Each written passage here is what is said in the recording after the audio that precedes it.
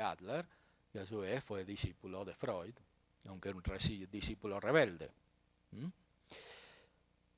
Se podría objetar que esto corresponde a una sola línea de la psicología, pero podemos responder dos cosas. Primero, que esta línea es en cierta manera prevaleciente, es dominante en gran parte de la cultura contemporánea, especialmente en algunos países, en la Argentina muy especialmente, en Francia, en Europa, prevalece la visión psicoanalista, pero también en los ámbitos de lengua inglesa, en Estados Unidos todavía es muy importante el psicoanálisis, en Inglaterra, y también en los países de cultura latinoamericana, el hispanoamericana y también lusoamericana en Brasil, el psicoanálisis es realmente muy importante. Más aún, el psicoanálisis permanece vivo en gran medida gracias a el interés de los católicos por el psicoanálisis.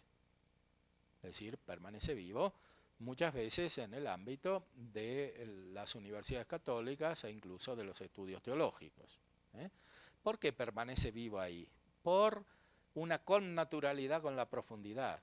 O sea, cuando no hay profundidad, no hay finalmente interés por el psicoanálisis porque resulta poco práctico, poco adecuado a los problemas de una cultura muy volcada a lo económico, a la producción de bienes materiales, a la eficiencia, etcétera, y andar perdiendo muchos años en un psicoanálisis interminable no resulta muy adecuado a las exigencias contemporáneas. Pero en el ámbito espiritual, en el ámbito teológico, en el ámbito de la vida religiosa, hay profundidad, y por eso existe como una cierta connaturalidad con lo que propone el psicoanálisis, porque se trata efectivamente de resolver problemas profundos, conflictos profundos, como son los problemas de la evolución espiritual.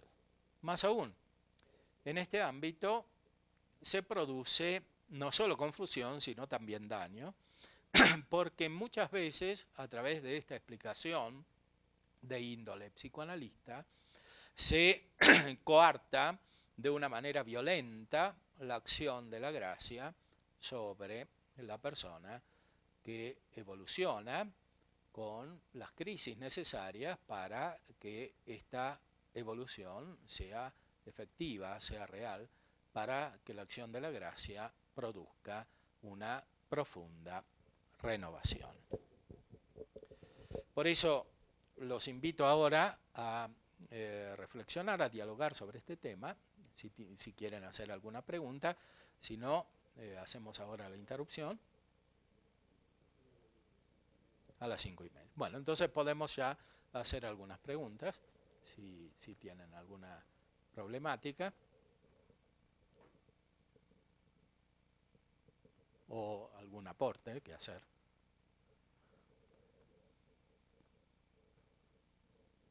Sí, el hombre naturalmente tiende a la felicidad y esa felicidad es metafísica, es decir, supera la condición fenoménica y la condición material. O sea, hay un apetito natural que no se puede eliminar del todo sin eliminar lo más profundo, lo más propio de la vida humana. Cuando este tipo de pensamiento elimina la dimensión metafísica y con eso la dimensión religiosa, como dice Kant, la religión es metafísica, porque se trata de Dios que no tiene materia, que está más allá de este mundo. Cuando se elimina la dimensión metafísica, se elimina también necesariamente la tendencia más profunda a la felicidad. Y por eso se invierte el dinamismo fundamental de la vida humana. Para Kant, tender a la felicidad es la inmoralidad fundamental, porque no concibe otra felicidad que la que da la vida sensitiva, que es inferior a la razón. Entonces, buscar la felicidad es ser infrarracional y, por tanto, no ser digno de la naturaleza humana, que es exactamente lo inverso de lo que había descubierto la gran filosofía griega, lo que había descubierto Aristóteles. El hombre por naturaleza tiende a la felicidad. Esto es el corazón de su dinamismo. Buscar la felicidad. Entonces, toda la antropología realista que considera la naturaleza humana como es, respeta este dinamismo fundamental. El hombre está hecho para la felicidad y esta felicidad supera la condición material.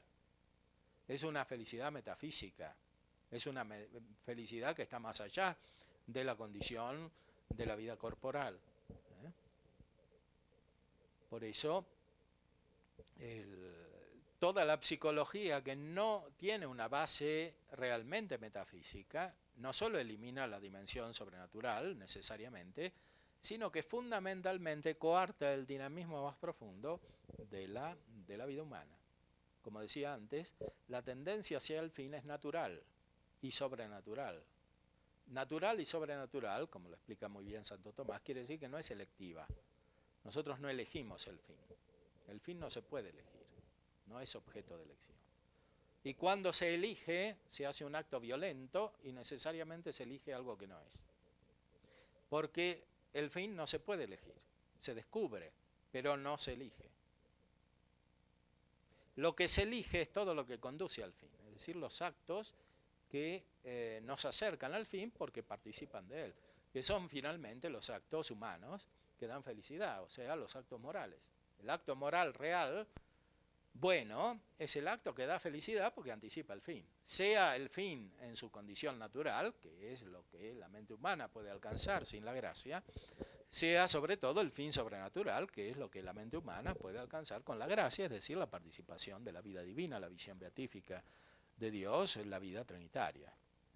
Eso no se elige, es el dinamismo más fundamental que constituye nuestra propia vida, nuestro propio ser.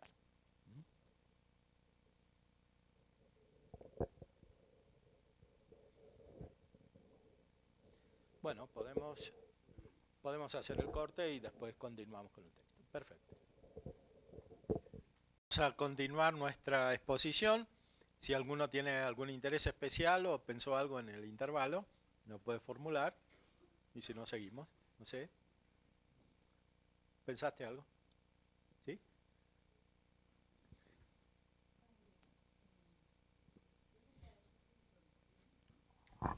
Pero me nació la inquietud de qué tan práctico va a ser la aplicación de lo que en este corto periodo, que es solamente una semana, sí, 4 horas diarias, vamos a poder nosotros pues aplicar, ¿no? Sabemos, y creo que la mayoría estamos en la línea filosófica que usted nos ha expuesto, conocemos, al menos de la introducción, el desarrollo de la psicología, las diferentes tendencias, los puntos plurales que hay, pero en la vida diaria es, al menos para mí, una vorágine con la que me encuentro todos los días. Entonces sí me gustaría que fuera muy práctico, ¿sí? O tratar de, no sé, a reserva de lo que digan los demás. No sé qué dicen los demás. Bueno, entonces debería adelantar algunos temas que pusimos al final para ser más prácticos. Si le parece, padre. Sí. Gracias. Tal vez pensaba en eso. Pues mire, padre, estoy apenas... De los que vimos ahí, ¿qué les interesa más? A ver, digan todos, voten, somos democráticos.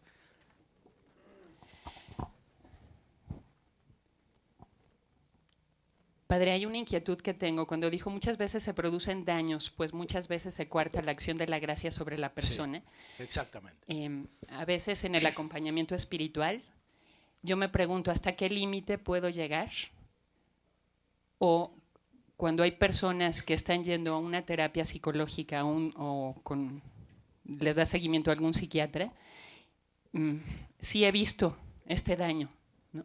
Entonces, yo no satanizo la acción de la psicología, estoy totalmente de acuerdo con la máxima de Santo Tomás, pero el trabajo en equipo con aquellos que no están en la misma línea que nosotros, por el bien de las personas, y mi limitación, porque yo no soy psicóloga, ¿no? Entonces, ¿cómo poder, por un lado, lograr ese trabajo unitario y no fragmentado, desde el límite de cada uno? Por otro lado, el tema de la espiritualidad. Yo cuando vi el título del curso me atrajo muchísimo Psicología y Antropología Cristiana. Y después, el conocimiento de la evolución espiritual como criterio de discernimiento en la psicología y psicoterapia. Y en la exposición de la introducción, tal parecía, en los dos caminos que usted presentó, que por un lado está la visión científica y por otro lado una visión más trascendente que abarca también la ciencia. Pero veía yo en la vida... verdadera, claro. Sí, la verdadera. Y en la vida práctica veo que hay tal pluralidad de propuestas espirituales para la gente de hoy, no necesariamente identificadas con la visión tomista o con la visión de la antropología cristiana, que también las psicologías van tomando diferentes rumbos, aceptando un desarrollo espiritual. Entonces hay una mezcla y una cosa muy fuerte y va muy rápido fuerte, y está teniendo pegues con gente, incluso les comentaba aquí que los ministros de la Eucaristía en algunas de las parroquias donde estamos nosotros, gente formada, algunos ex seminaristas, gente buena, está aceptando propuestas de lo más locas, ¿eh? Y en las iglesias también. Sí, entonces, lo sé. Pues y está teniendo mucho pegue. En las iglesias, en las universidades, en los colegios. Y hablas de Santo Tomás. Yo hace poco estuve en un curso en un lugar de iglesia de aquí y no te atrevas a hablar de la metafísica tomista, ¿no?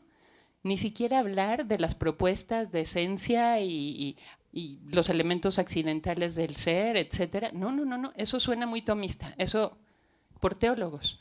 Entonces sí me gustaría, padre, si es posible, tomar en cuenta esa realidad de la vida cotidiana con la que nos enfrentamos todos nosotros para que lo que veamos esta semana pueda darnos luz de cómo abordar y poder dialogar con esta gente que piensa diferente de nosotros con más sencillez, con más facilidad. Gracias, padre. Bueno, muchas gracias por la propuesta. Sí, estoy totalmente de acuerdo. Esta es la idea fundamental.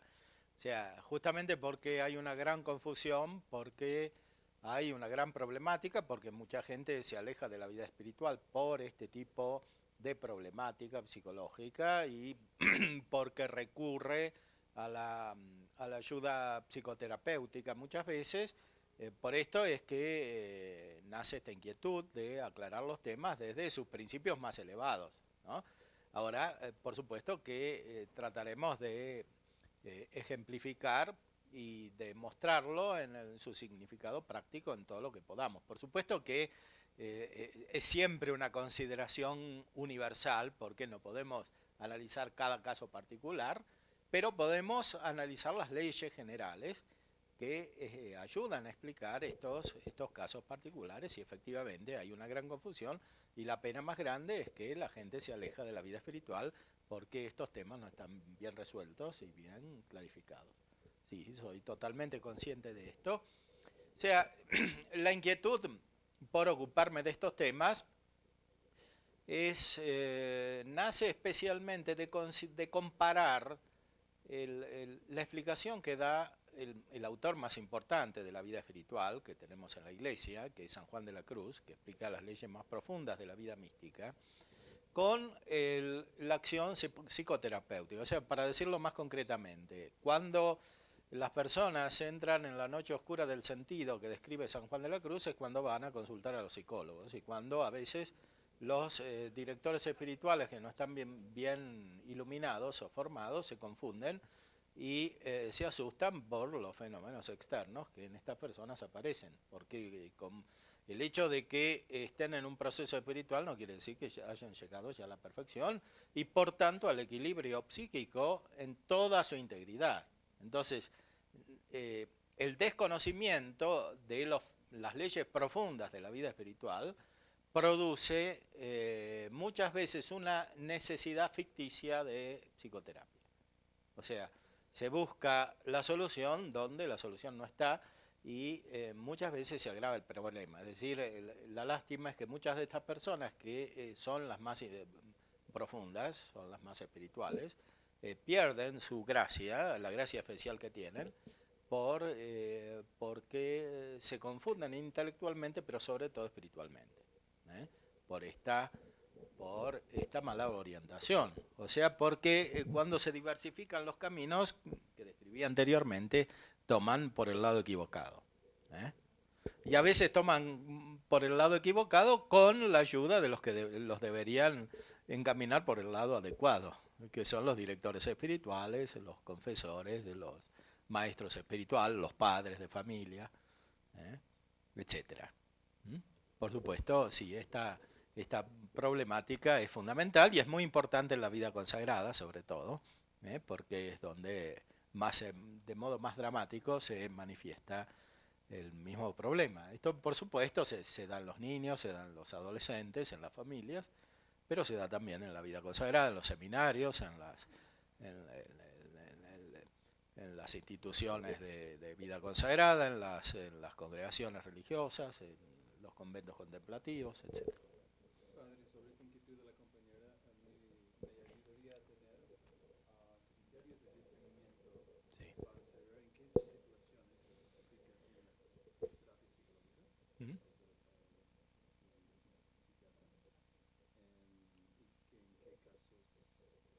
Criterios generales para discernir entre eso y los casos que sí podrían sanarse con un acompañamiento y un criterio espiritual.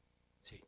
Bueno, el criterio espiritual es siempre, o sea, el acompañamiento espiritual es siempre, o sea, no es que hay que elegir entre una cosa y la otra porque lo espiritual tiene que estar siempre. Si no está lo espiritual, lo otro necesariamente no va a funcionar. Esto está claro, ¿eh? Salvo que el psicólogo sea tan profundo él y tenga una verdadera concepción espiritual que pueda él por sí encaminar a la persona, ¿no? Cosa que no hay que excluir, porque son pocos, pero existen también los psicólogos que tienen una concepción integral. Bueno, parte de lo que estamos haciendo se dirige a esto, ¿eh? Especialmente porque cada vez más en el mundo moderno, contemporáneo, que es tan complejo como ustedes bien describen, los psicólogos van a tener una misión muy importante, porque van a llegar donde los sacerdotes, que son los padres espirituales, los que engendran las personas en la vida espiritual, representando al Padre y insertándonos en el Hijo y dándoles la fuerza del Espíritu Santo, los sacerdotes no pueden llegar a todas partes, y menos a estas personas que son las que justamente más lo necesitan. Y en cambio muchas veces llegan los psicólogos. Entonces son como una prolongación de la misericordia del Padre que actúa a través de la paternidad espiritual de los sacerdotes, y en el mundo contemporáneo van a tener una misión fundamental. Pero hay que formarlos bien, porque de otra manera, en vez de ayudar la acción de la gracia y conducir hacia la plenitud de la vida cristiana, de la vida espiritual, de la vida sacramental, de la Eucaristía fundamentalmente, van a perturbar, van a alejar. Pensemos en toda la problemática actual de los divorcios que son crecientes, que producen problemas también en las familias cristianas, ¿no? Toda la pretensión que tienen algunos, incluso divorciados, de recibir los sacramentos, la comunión, como si no estuviesen en una situación objetivamente opuesta, etcétera. Son problemáticas crecientes que es necesario tratar y que tocan en primer lugar la actividad psicoterapéutica, porque gran parte de los problemas psicológicos nacen en el seno de la familia, como es natural, porque la convivencia produce vínculos intensos, sea en el aspecto positivo del desarrollo de la afectividad, sea también en el aspecto negativo. Los conflictos más profundos surgen en la familia. No por nada Freud puso como principio fundamental de su concepción psicológica un vínculo familiar, que es el del hijo con el padre, ¿no? El complejo de Edipo es justamente eso, el hijo, el padre, la madre, ¿eh? Entonces, es claro que es una temática que necesita una luz especial, que no sea solo o que no suene solo como teórica, porque en realidad no es solo teórica, siempre el mensaje de la Iglesia fue bien práctico, ¿eh? Pero en esta época tiene que no solamente ser práctico, sino ser acogido como práctico, que puede ser práctico pero ser interpretado como teórico, o sea, como algo que es un esquema que no se puede cumplir, que es una norma de vida abstracta que no sirve para la situación de hoy, ¿eh? Entonces, es necesario justamente llegar. Pero no se llegará nunca a una solución práctica real si no están los principios claros. Por eso me atrevo también a introducirme en este aspecto de los principios fundamentales. Les propongo entonces seguir un momento. No sé si tienen interés también en el trabajo del equipo. A mí me parece una cosa interesante. No sé qué opinión tienen ustedes también, ¿no? Si les gusta, les parece también que podamos dar lugar a este diálogo en pequeños equipos que después se pueda compartir, ¿no?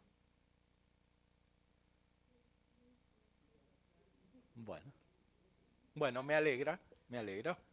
Hoy a la mañana les hablé a los psicólogos, pero los psicólogos en general suelen ser más individualistas por su formación, entonces tienen menos sentido comunitario y no les interesó mucho esto del... Es que los psicólogos en la mañana, si me permite el padre, como que están muy interesados en los temas más de psicología, más científicos, y vieron la riqueza de la conexión que hace el padre entre la antropología filosófica, la psicología y la antropología teológica, que estaban ávidos de conocer más y dijeron, padre, creo que mejor seguimos derecho con usted y ampliamos más el espacio a preguntas y respuestas, y en lugar de hacer equipos de 10 allá arriba, porque eran 60, 70, mejor hagamos un solo equipo y nos enriquecemos todos. Fue un poco la opción que quieren los de la mañana, pero puede ser que no sea el caso, porque aquí quizás el enfoque es un poco más concreto, más pastoral, más evangelizador, y sea más útil los grupos. Por eso, pues, no sé lo que decide el padre. Bueno, yo les expliqué también a los psicólogos que la verdadera terapia no hay que concebirla como el modelo de la medicina, es decir, como la relación individual entre un médico y un paciente, ¿no? En medicina necesariamente es así, porque el que tiene la enfermedad física es un individuo determinado y la solución es para ese individuo. Pero cuando se trata de los niveles superiores de la vida humana, no alcanza la solución individual. Necesariamente la solución es comunitaria, ¿no? No existe la perfección humana si no es en comunidad. Como ya sabía Aristóteles, el hombre es naturalmente un animal social. O sea, la perfección humana no se puede alcanzar de una manera simplemente singular. Y este es otro de los grandes aspectos que es necesario desarrollar en el ámbito de la psicología. El primero que entre los psicólogos del siglo XX desarrolló explícitamente este aspecto es un discípulo de Freud que después se rebeló contra Freud y cambió su concepción, que es Alfred Adler. Alfred Adler capta muy adecuadamente que era judío, después sí tuvo un pensamiento, nunca llegó a ser católico, el hermano sí llegó a ser católico, sacerdote, trabajó en el Vaticano, pero él nunca llegó a ser católico, parece que llegó a ser protestante, pero no católico, era judío. Alfred Adler decía que es necesario desarrollar el sentimiento de comunidad, ¿no? Por supuesto no conocía la gracia, no la hacía intervenir en la terapia psicológica, pero un discípulo de Alfred Adler, que era católico y que fue un gran psiquiatra y un gran psicólogo, y es Rudolf Allers, este sí captó cómo el verdadero desarrollo de la persona no se puede dar de manera individual, es necesario que se dé en una comunidad, en una familia espiritual, porque la solución de ese problema radical que ve Freud en el complejo de Edipo, que en el fondo es una antifamilia, porque es la división de la familia, ¿no? El hijo contra el padre, la identificación de la madre con el hijo, etcétera, todo eso es la antifamilia. Es la disolución de la persona. En cambio, la perfección de la persona es la perfección también de la relación personal. Por eso los grandes filósofos de la antigüedad, comenzando por Aristóteles, señalaban a la amistad como la síntesis de la perfección, o sea, de todas las virtudes. El capítulo 8 de la Ética Nicómaco de Aristóteles, que es una obra maravillosa, es la primera gran obra de psicología de la historia de la humanidad, que es necesario leer, porque Aristóteles es muy práctico. Leer la Ética Nicómaco, la retórica de Aristóteles. Es la primera psicología realista, antes de la revelación del Evangelio. Bueno, Aristóteles pone la perfección humana, que él llama política, porque se da en la polis, en la ciudad, o sea, en la comunidad, en la sociedad, y esa perfección es la amistad, que resume todas las virtudes. Por supuesto, nosotros sabemos que la perfecta amistad es la caridad. Santo Tomás, justamente en la Suma Teológica, en la segunda parte, cuando trata acerca de la caridad, lo primero que dice en la primera cuestión, en el primer artículo de esa cuestión, es la caridad es amistad. Entonces, esa amistad abarca todos los niveles de la vida humana, ¿no? O sea, se da de diferentes maneras. Se da de una manera especial en el matrimonio, que abarca también la dimensión corporal, o sea, la amistad abarca todas las dimensiones de la vida humana. El matrimonio es amistad, ya lo sabía Aristóteles también, ¿no? Aristóteles es magnífico, cuando trata en su obra acerca del gobierno de la casa, la economía de Aristóteles, en el sentido antiguo griego, ¿no? El gobierno de la casa, tiene páginas magníficas sobre la relación entre el marido y la esposa, ¿no? Entonces, es maravilloso cómo trata acerca de la relación entre el hombre y la mujer, Aristóteles, como una profunda amistad, que es el matrimonio. Pero esa amistad, naturalmente, se da de muchas otras maneras, se da en la virginidad, se da en todas las relaciones que van perfeccionando a la persona en la vida de la comunidad perfecta que es la Iglesia. No perfecta porque esté hecha por personas perfectas, ya, sino porque en sí la Iglesia es santa. Todo lo que no es santo en la Iglesia corresponde a los individuos que sí pueden ser pecadores, pero en cuanto pecadores no están en la Iglesia. Lo que pertenece a la Iglesia en cada uno es lo que es santo, no lo que es pecado. Sea pecado venial, pecado mortal, pecado material, aunque sea un pecado del cual uno no tiene responsabilidad, o sea, no pecado formal en el sentido pleno del término, todo eso no es de la Iglesia. Lo que pertenece de verdad a la Iglesia es lo santo. La Iglesia pecadora no existe. Lo que existe son los miembros pecadores de la Iglesia. Sean laicos, sacerdotes, obispos, papas, lo que fuere, lo que es pecado no pertenece a la Iglesia, al cuerpo de Cristo. Pertenece solamente lo que es santo. Y lo que es santo es no solamente la gracia, sino la gracia que perfecciona la naturaleza. La gracia asume la realidad natural y la eleva a la condición de la vida divina, que es la vida de relación entre las personas divinas. Por eso la gracia perfecciona el vínculo natural que corresponde a la esencia del hombre, el vínculo entre las personas, que es la amistad. Y el fin último de la vida humana, del cual hemos hablado, es la amistad con Dios, que es también la amistad recíproca. Santo Tomás, cuando trata de la bienaventuranza, dice que en el cielo van a estar los amigos, claro. En el cielo, que es el lugar de la patria, y la patria es la beatitud. La patria celestial es el lugar del Padre. La patria terrenal es aquella que nos engendró, como nuestro Padre nos engendró, así la patria nos engendró como personas en una sociedad determinada. La patria última es la patria celestial, o sea, el encuentro con el Padre como hijos en el cielo, que es el lugar de la patria, ¿no? Como explica Santo Tomás. Y él dice, bueno, en la patria están los amigos. No está solamente nuestra relación personal con Dios. Todos nuestros amigos, que son los amigos espirituales, los reales, ¿no? Que son los que permanecen, porque cuando nos morimos los otros desaparecen. Los que aparecen son los que son los amigos reales, o sea, aquellos con los cuales estamos unidos con un vínculo espiritual, que es el vínculo de la gracia. La gracia y la caridad, que es inseparable de la gracia, que es amistad, que engendra amistad en todos los niveles, perfecciona la amistad natural. O sea, la gente en el fondo está enferma porque está sola. Y estar sola no solo significa un individualismo afectivo, que necesariamente es enfermo, sino que significa también un individualismo intelectual que es mucho más grave. O sea, es incomunicación. Porque en el fondo la amistad siempre encuentra su último nivel de perfección en la inteligencia. Los amigos quieren hablar.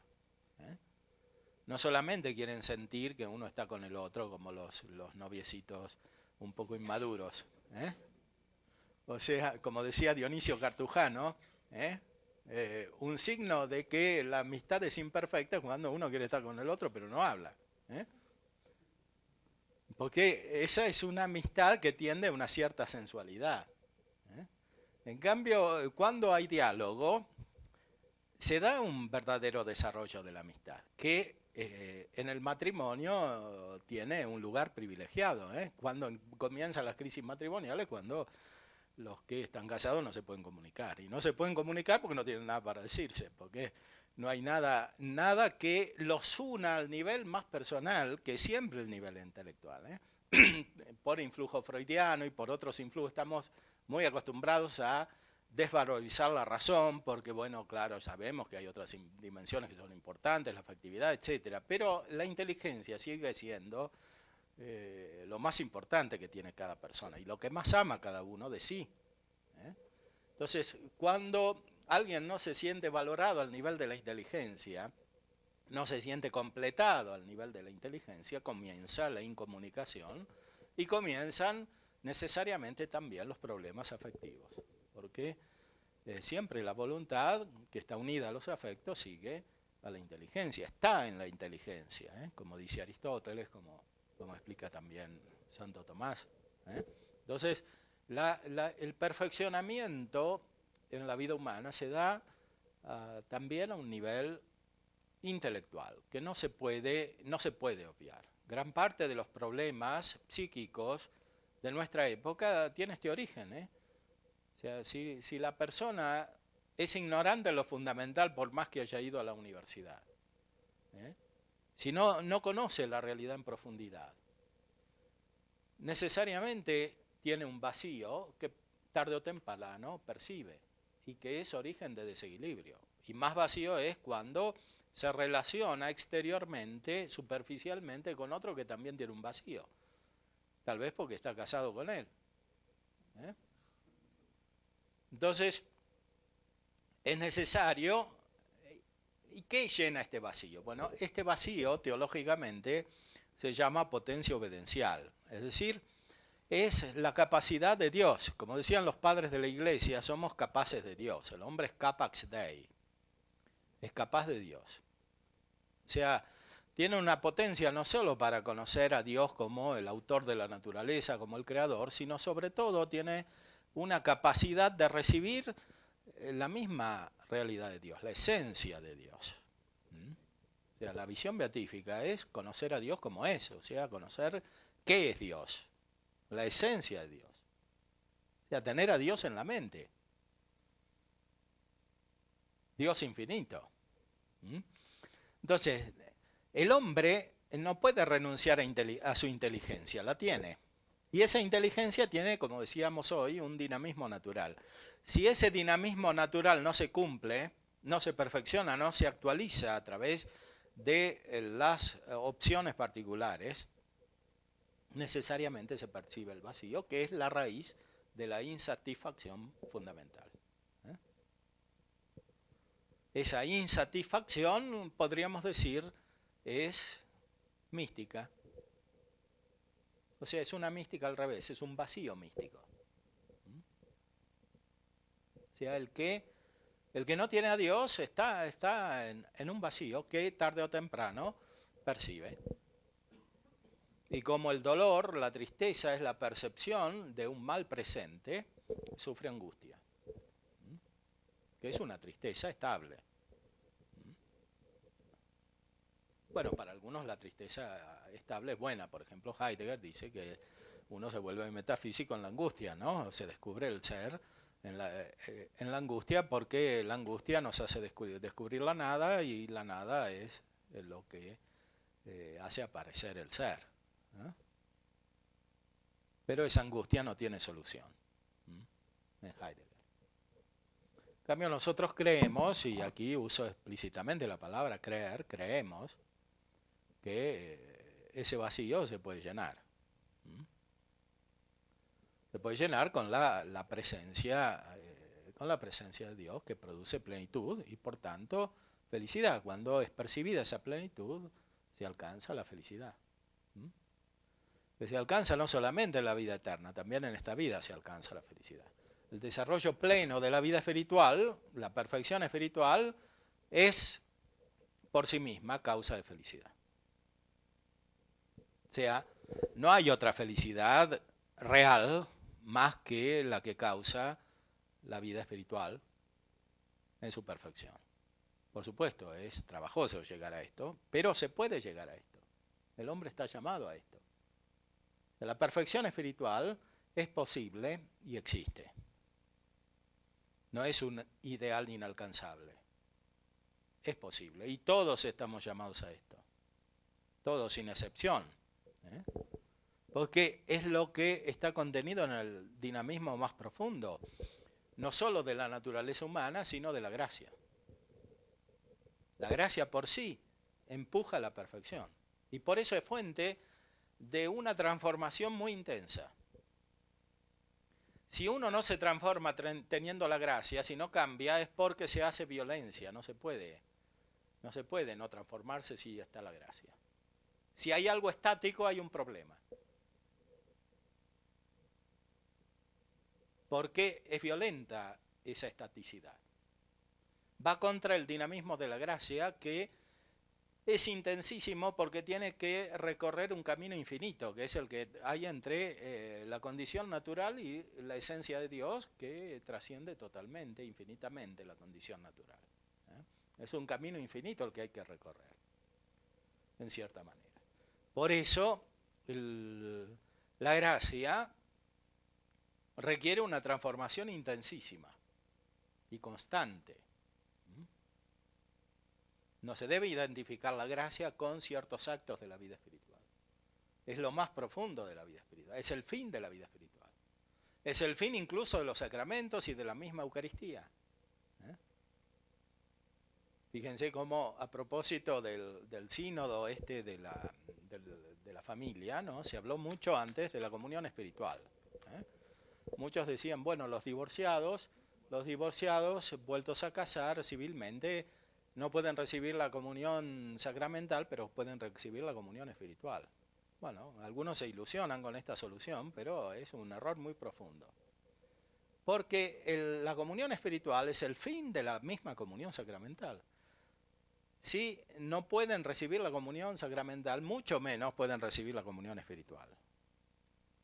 Porque la comunión espiritual es la contemplación de Cristo, es la contemplación del Padre a partir de Cristo, es la vida del Espíritu Santo, y eso no se puede tener sin la gracia de Dios. No hay que identificar la comunión espiritual con actos particulares. Yo tengo un alumno que es un dominico, que es muy inteligente, de la República Checa, que está haciendo una tesis doctoral en el Ateneo, Regina Apostolorum, sobre la comunión espiritual en Santo Tomás. Lo pueden buscar en YouTube. Hizo 4 conferencias para esas jornadas de psicología que hacemos en Buenos Aires. Le pedí con gran esfuerzo, porque él habla checo, ¿no? Pero se esforzó por hablar castellano. Vino una vez aquí a México, un congreso eucarístico que hubo.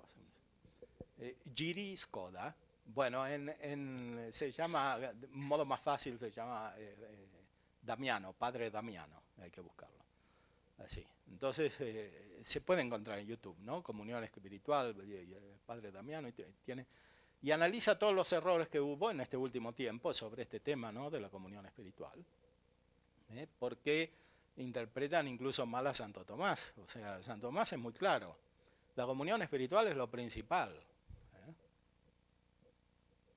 Es más importante que la comunión sacramental, porque el sacramento de la Eucaristía es la participación de la comunión espiritual que tienen los ángeles en el cielo y los beatos. Y que nosotros recibimos como un anticipo de la patria celestial, como una prenda de la vida celeste, como dice la oración de la liturgia del Corpus Christi que el mismo Santo Tomás compuso.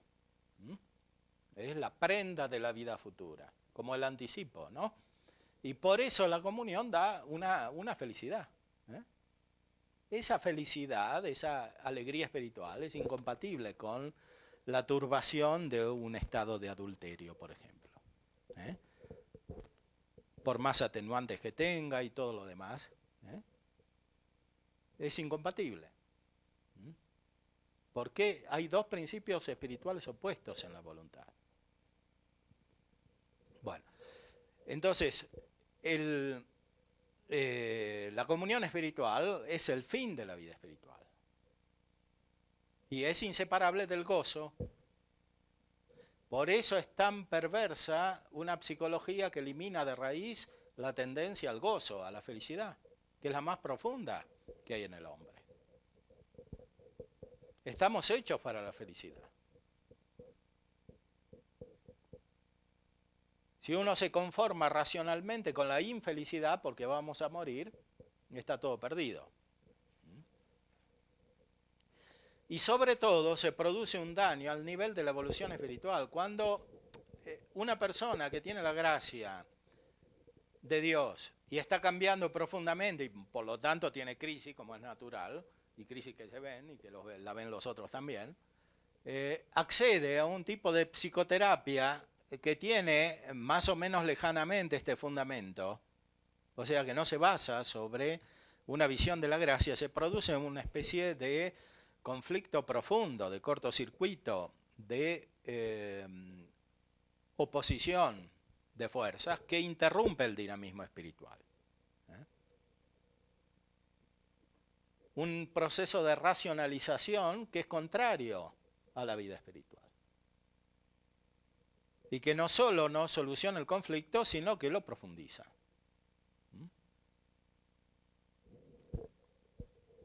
Bueno, esto para adelantar algunos temas a propósito de lo que me preguntaba. ¿Cómo te llamas? Norma. Bueno. Sí, bueno. Me nace una inquietud, pues, porque desde niño mis padres me enseñaron a hacer la comunión espiritual, pues. Sí. ¿Quiere decir que entonces la comunión espiritual la tengo que hacer ya en la gracia misma? O sea, si yo estoy en gracia, voy a suponer, ¿verdad? Pero no he podido ir a misa, hoy no pude ir a misa, entonces, ¿puedo hacer esa comunión espiritual? Sí, tengo la gracia, claro. Pero entonces, si algunas personas, bueno, no pueden comulgar por su estado, pues, de pecado, decirlo así, no pueden hacer esa comunión espiritual. Bueno, pueden si salen del pecado. No, por eso, están viviendo ellos ahí están ellos viviendo en su pecado. Y entonces, bueno, mientras no quieran salir de eso, no pueden. Lo que pueden hacer es actos de piedad, actos a lo de mejor devoción ahorita y... todavía no entiendo eso, pues, porque me choca, ¿no?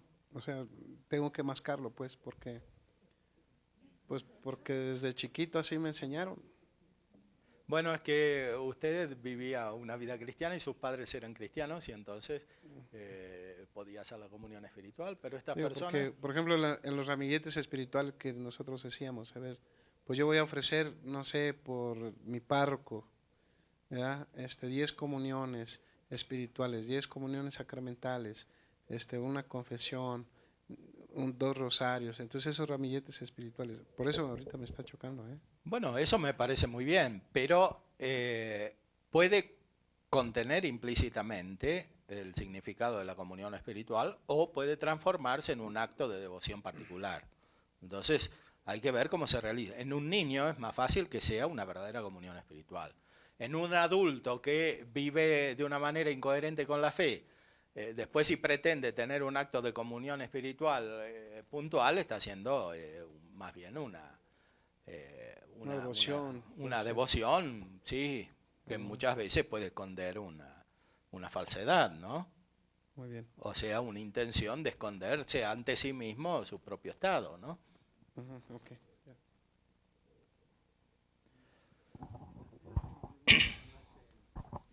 Sobre esto de la comunión espiritual, entiendo que estamos hablando de dos cosas distintas. entiendo que usted está hablando de la comunión espiritual como una comunión con Dios. Sí. Y aquí lo que entendemos como comunión espiritual es un deseo de recibir a Jesucristo, dado que no puedo hacerlo sacramentalmente porque no hay misa, porque ya comulgué en la mañana, lo que sea. Bueno. Es un momento de decir, un deseo de unirme con Cristo, y eso es lo que llamamos comunión espiritual, ese deseo. Pero entiendo que no es lo mismo que la comunión en la gracia, creo que es distinto. Bueno, pero si ese deseo está movido por la gracia, está realizado en la gracia, puede ser comunión espiritual, por supuesto, porque es unión con Cristo real, ¿no? El problema es cuando hay una situación personal incompatible con esa unión, ¿no? O sea, si una persona es homosexual conscientemente, o está en adulterio, o hace actos de fornicación, o de masturbación, u otro tipo de desviaciones, porque engaña a los demás, o porque comete fraude, o porque es ladrón, o porque lo que fuere, entonces no es real comunión espiritual, ¿no? Sí. Ya pasando a otro tema, padre. Es sobre la felicidad. Todos buscamos ser felices, Sí. a veces por caminos distintos. El que se emborracha busca ser feliz saboreando el vino, o otros disfrutando de los placeres, otro quiere ser feliz consiguiendo mucho dinero para poder, se cree que así va a ser más feliz. Por otro lado, creo que yo me doy cuenta cómo la felicidad no es algo que uno puede aferrar con sus manos, es decir, yo aquí tengo la felicidad y que no se me escape. Me da la impresión que la felicidad es algo que sale al encuentro cuando uno o tiene a Dios, o tiene la conciencia tranquila, o está en paz consigo mismo, o en paz con los demás. Pero, como digo, la felicidad no es algo que uno pueda aferrar, es decir, aquí la tengo y que no se me escape, cuanto como que es algo que viene al encuentro, o algo Sí, que claro, uno es experimenta. gracia, fin. Sí, cuando uno ha tenido un comportamiento, una actitud o una disposición coherente, o vamos, que le hace sentir que le da esa paz del corazón. Digo, no sé sobre esto, ¿qué nos podría usted comentar? Sí, me parece que es así, y que todavía es más. O sea que estamos llamados de verdad a una felicidad profunda, estable y perfecta. Y que esa felicidad es posible. O sea, no es algo solamente que recibimos en algunos momentos, sino que es posible la felicidad perfecta, pero para eso hace falta una transformación radical que se podría decir que la mayoría de los cristianos no logra tener. O sea que la vida cristiana se vive de una manera muy imperfecta normalmente. Como decía un gran autor espiritual, el padre Juan Arintero, que es un gran dominico de principios del siglo XX, que es teólogo en Salamanca, padre Juan Arintero, OP. Este padre escribió un libro, varios libros, pero uno muy importante, La evolución mística. Está publicado en la BAC, está en Salamanca, en varios lugares, está en internet también, si lo quieren ver. La evolución mística. Él subraya con mucha energía cómo todos estamos llamados a la perfección espiritual y cómo es la doctrina de los grandes autores espirituales, de los grandes teólogos, y cómo la vida cristiana, como se la concibe modernamente, y eso que era España de principios del siglo XX, cuando la vida cristiana estaba bien establecida, bien vivida en la sociedad, etcétera, es monstruosa, decía él. Es monstruosa la vida cristiana, monstruosa en el sentido filosófico del término, o sea, un engendro antinatural.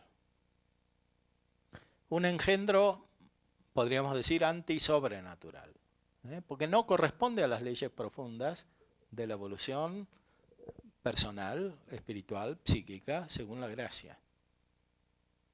O sea, hay algo que interrumpe ese movimiento profundo.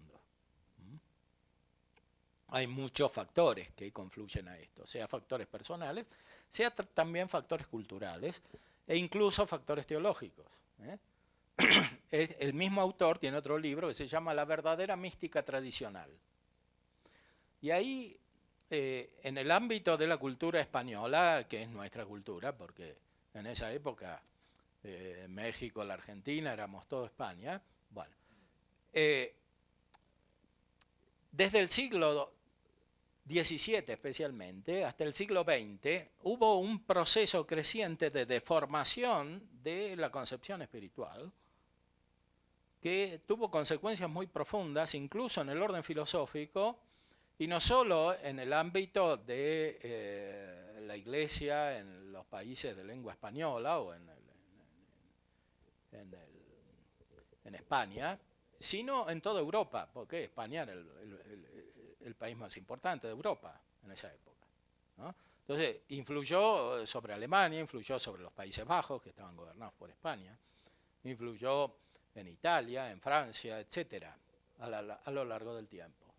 Por eso es tan importante estudiar históricamente esa evolución, porque es estudiar el origen de nuestra situación actual, que no es simplemente filosófico, ¿no? O sea, la deformación de las ideas modernas, desde Descartes y pasando por Kant y todos los que siguen, sino que tiene un origen todavía más profundo, que es una deformación de la vida espiritual. Es mucho más difícil conocer la vida espiritual bien, con precisión, que tener buenas ideas filosóficas. E incluso que tener una buena teología. Es mucho más difícil. Es mucho más difícil porque esta es una ciencia experimental, no es solamente una ciencia teórica.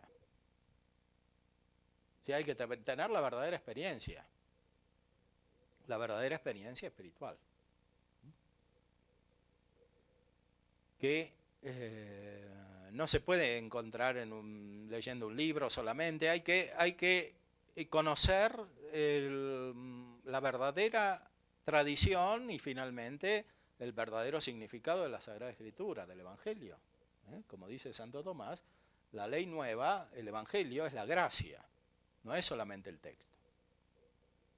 O sea, hay que tener la experiencia profunda de la gracia. Bueno, los grandes autores espirituales, sobre todo San Juan de la Cruz, han expresado de la manera más clara las leyes profundas de esa evolución. Y San Juan de la Cruz muestra muy precisamente cómo es posible, más aún es obligación que tendamos a la perfección espiritual. Sed perfectos como vuestro Padre Celestial es perfecto. Es una orden de Cristo, no es solamente un consejo. Como la castidad o la pobreza, es una orden. Porque es lo esencial de la vida cristiana, es reflejar la perfección del mismo Dios. Los consejos evangélicos sirven para esto, para la perfección espiritual. Que está en la esencia de la caridad, que es un mandamiento. El mandamiento nuevo. Entonces, todos estamos llamados a la perfección.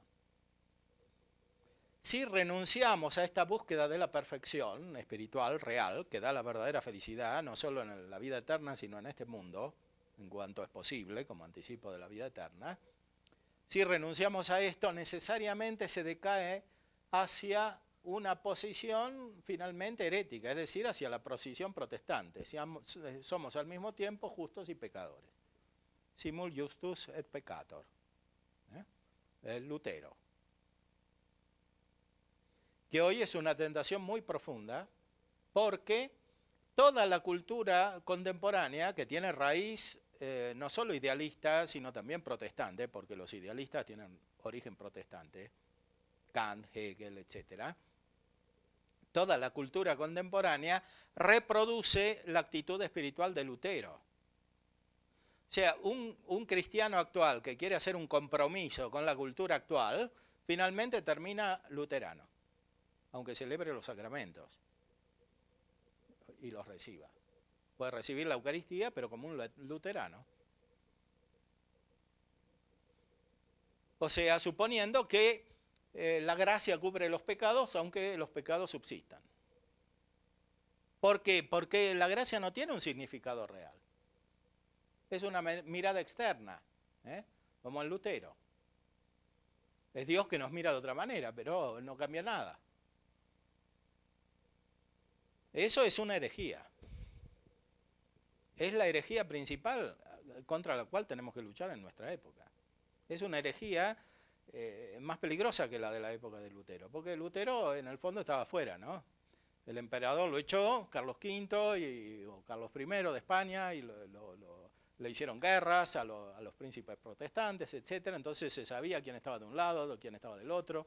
Hicieron las guerras de religión en Francia, etc. Ahora no hay ninguna guerra de religión, no hay emperador, no hay nada, entonces estamos todos juntos y todos mezclados. Y no se sabe bien quién es quién. Por eso en nuestra época es mucho más urgente tener claridad en este punto. Y educar a los jóvenes para el futuro, que va a ser muy complejo, mucho más que lo que es ahora. Muy complejo va a ser, muy difícil. En algunas partes del mundo ya se ve cómo va a ser. Y no es nada consolador. Padre, ¿podría especificar un poco más, concretar estas dos tendencias? Primero esto que ha comentado últimamente, que es esta especie de protestantización del pensamiento teológico pseudo-católico, entre comillas, y hay autores que incluso el Papa Benedicto, rompiendo el silencio hace pocas semanas, se refirió a autores muy concretos que han sido gurúes y han dominado la teología los últimos 50 años. Y el otro tema es también concretar quizás, para conocimiento de los aquí presentes, que trabajamos en pastorales familiares, juveniles, de educación y también en la psicología, el tema más del inicio de sus intervenciones, que es un poco la deformación en el campo netamente espiritual que se mete en ámbito psicológico. Sí. Hay un autor actualmente católico, sacerdote, que yo creo que es el que está vendiendo más libros en el mundo actualmente. En Roma las estanterías católicas están llenas de su nombre. Cada cosa que habla la convierte en libro. Pero sabemos que su espiritualidad no es católica, es junguiana, pero no tiene un concepto claro de la gracia. Entonces, creo que es bueno que sepamos estas cosas porque, sin criticar a la persona, sí a las ideologías, tenemos que orientar mucho a los jóvenes, a la gente, porque son las gentes que saliendo de este lugar vemos que están leyendo estos autores. Bueno, creo que el padre se refiere a Ansel Grün, que es un monje benedictino alemán. Ansel Grün. Un monje benedictino alemán que tiene muchos libros de psicología, o sea, que confinan con temáticas psicológicas que son muy difundidos, ¿no? Especialmente entre personas que tienen situaciones complejas, irregulares desde el punto de vista del matrimonio, homosexualidad, etc. Y tiene gran difusión, ¿no? Sí.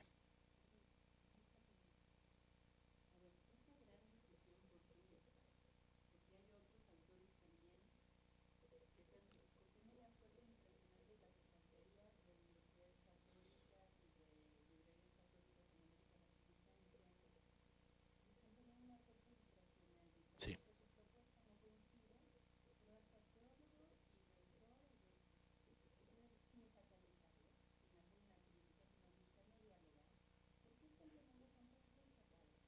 Bueno.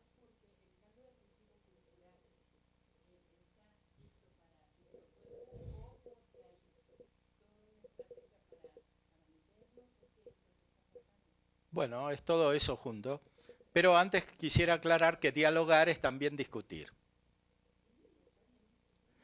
Sí. O sea, dialogar, cuando el diálogo es real, no es solamente unir, o sea, ver en qué estamos de acuerdo, sino también ver en qué estamos de desacuerdo, ¿no? Porque si uno quiere producir un acuerdo absoluto, finalmente termina alejándose no solo de sus propias ideas, sino sobre todo de la verdad, que es más importante, ¿no? Los grandes filósofos y los grandes teólogos, los grandes autores de toda la historia de la humanidad han discutido. Lo otro es una concepción masónica, o sea que todas las filosofías son aceptables simultáneamente, cada una hay que explicarla desde sí misma, y y todas pueden convivir, ¿no? Y al final ellos son los que organizan el conjunto, ¿eh? Pero la verdad en la vida humana se busca de otra manera, ¿no? Es como ha hecho Aristóteles. Aristóteles tenía un gran maestro que era Platón, pero no tuvo ningún problema en discutir con Platón, ¿no? Entonces sí, le aceptaba aquello en lo cual tenía razón y después decía, bueno, no tiene razón en esto. Por ejemplo, nada menos que en la participación, ¿no? Al principio de la metafísica, Aristóteles dice, bueno, el participar no es nada, es un nombre que inventó Platón. Porque en el fondo lo dice lo mismo que Pitágoras. O sea que una cosa es parecida a la otra, pero no dice por qué una cosa es parecida a la otra. ¿Qué es lo que tiene que decir la metafísica? Bueno, nada menos que en eso le discutió Aristóteles a Platón, que era su maestro, ¿no? Estuvo 20 años en la academia. Bueno, no es simplemente para completar. Pero efectivamente usted tiene razón. O sea, sucede todo eso, y sucede no solamente por factores filosóficos, que los hay, y son los más radicales en la cultura desde el punto de vista natural. Sucede no solamente por una estrategia, que también la hay, porque la masonería y todas estas fuerzas siguen existiendo y aunque no aparecen tanto como antes, tal vez tienen más influjo que antes porque la cultura general acepta su obra, pero sobre todo hay factores espirituales. Hay factores espirituales que son los más profundos y a ellos me refería, por ejemplo, a propósito de la obra de este padre Arintero. O sea, ¿cómo se concibió la oración en los últimos 4 siglos, por ejemplo? Eso que parece un tema, en cierta manera, marginal respecto de la vida social, tiene implicancias que terminan incluso en el orden político, no digamos en el orden psicológico. ¿Cómo se concibió la vida de oración? Aparte de la práctica particular de cada uno, la concepción teológica acerca de la vida de oración. ¿Cómo se concibió el desarrollo espiritual? ¿Cómo se entendió la práctica de las virtudes? ¿Cómo se entendió la acción del Espíritu Santo, especialmente al nivel de la contemplación? Todo eso es fundamental para entender la modernidad, porque la modernidad en su raíz más profunda es la deformación de la vida espiritual cristiana católica, que es Europa. Europa es eso. Europa y América, que también es Europa. Que bueno, estaban los indios, tienen otra raza, lo que fuere, pero es Europa, la cultura es eso. Entonces, hay que entender profundamente qué significa ese proceso. Que es algo que no está hecho todavía, en toda su dimensión. Hay que hacerlo, hay que estudiar la interacción entre la vida espiritual y la vida práctica. No solo entre la filosofía, esto sí está más estudiado, o sea, cómo influye la filosofía sobre las concepciones políticas, sobre el derecho, sobre las concepciones económicas y también sobre la psicología. Pero no está tan estudiado, o casi nada estudiado, cómo influye la concepción espiritual, cómo se fue transformando la figura de la modernidad a partir de una transformación de la concepción espiritual. Cuando vinieron los españoles a América, estaban en su punto más elevado de florecimiento, y el ápice de este florecimiento consistía no solo en los grandes místicos experimentales, como Santa Teresa, San Juan de la Cruz o San Juan de Ávila, sino en la teología mística. O sea, ¿por qué tuvieron éxito en América? Porque tenían esa base mística, que era fortísima.